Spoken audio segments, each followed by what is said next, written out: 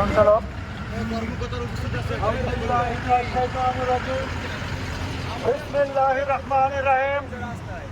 বরিশাল বিশ্ববিদ্যালয় কর্মকর্তা কর্মচারী সংগ্রামী উপস্থিত আছেন সাংবাদিক বৃন্দ, উপস্থিত আছেন আইন শৃঙ্খলা বাহিনীর সম্মানিত সদস্য বৃন্দ। আসসালামু আলাইকুম ওয়া রাহমাতুল্লাহি ওয়া বারাকাতুহু। প্রিয় উপস্থিতি, আজকে আমরা রাজপথে নেমেছি বরিশাল বিশ্ববিদ্যালয়। সকল সংগ্রামী বন্ধুগণ, আজকে পুরো বাংলাদেশ নেমেছে আমাদের ন্যায্য দাবি আদায়ের জন্য। আজকে এই দাবি শুধু বিশ্ববিদ্যালয়গুলোর নয়, আজকে এই দাবি শুধু সরকারি চাকরিজীবীদের নয়, আজকে এই দাবি বাংলাদেশের 18 কোটি মানুষের দাবিতে রূপান্তর হয়েছে। সংগ্রামী উপস্থিতি, আমাদের এই ন্যায্য দাবি আদায় করার জন্য আমরা রাজপথে আছি। 5 তারিখের পর ছাত্র জনতা এদেশের 18 কোটি মানুষ সুন্দর একটি বাংলাদেশ উপহার দেওয়ার জন্য উপদেষ্টা কমিটি গঠন করেছিল।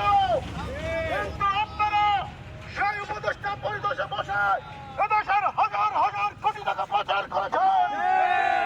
কিন্তু আমাদের ন্যায্য অধিকার, আমাদের ন্যায্য দাবি থেকে আমাদেরকে বঞ্চিত করেছেন। যেখানে বাংলাদেশের নিয়ম অনুযায়ী 5 বছর পর পরে বেস্টেল ঘোষণা করার কথা, সেখানে আপনার 10টি বছর হয়ে যাওয়ার পরেও বেস্টেল ঘোষণা করেননি। এটি আমাদের সাথে বৈষম্য করা হয়নি, বরং বাংলাদেশের সাধারণ মানুষের সাথে বৈষম্য করা হয়েছে।